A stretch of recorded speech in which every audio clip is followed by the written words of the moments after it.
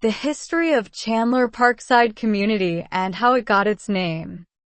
The history of Zachariah Chandler, by Matthew Brad.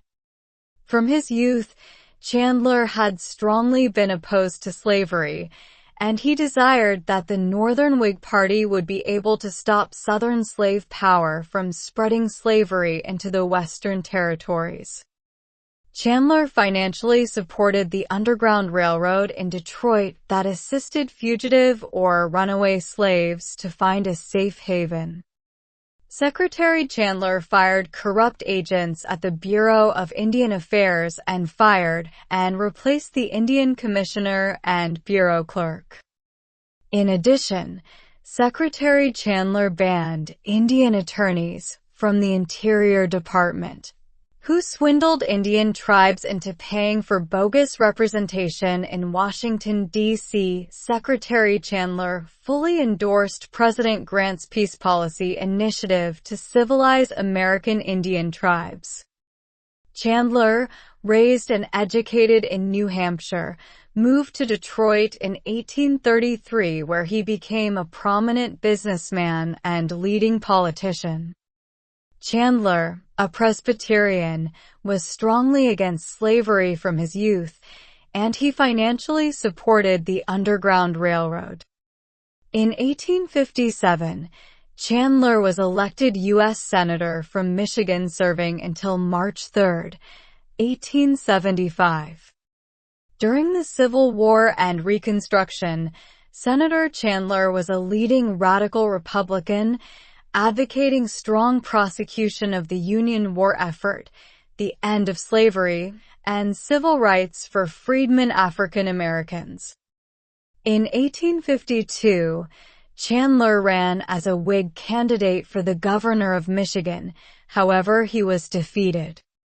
Having supported Kansas as a free state without slavery, Chandler signed a petition that formed the Republican Party on July 6, 1854. In 1856, Chandler was a delegate at the first Republican Party National Convention in Pittsburgh, Pennsylvania, and served as member on the Republican National Committee.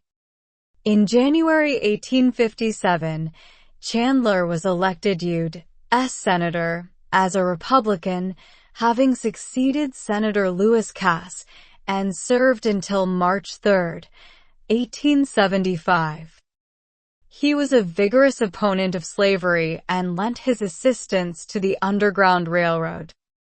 Chandler attacked the 1857 Dred Scott U.S. Supreme Court decision, which upheld the fugitive slave law.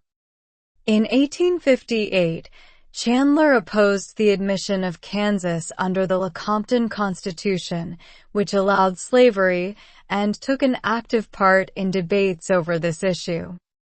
On February 11, 1861, Chandler wrote the famous so-called blood letter to Austin Blair, the governor of Michigan. This letter contained the sentence, "Without a little bloodletting this union will not, in my estimation, be worth a rush." The letter was quoted throughout the country, and Chandler defended his statement on the floor of the Senate. He was closely associated with Senators Benjamin F. Wade of Ohio and Lyman Trumbull of Illinois, whom Lincoln's secretary and biographer John Hay derisively referred to as the Jacobin Club, alluding to the infamous extremists of the French Revolution. In 1879, Chandler was elected U.S. Senator and was a potential presidential candidate. However, he suddenly died after giving a speech in Chicago. Although the nation was looking toward North and South reconciliation and blacks were becoming disenfranchised, Chandler remained a lifelong advocate of civil rights.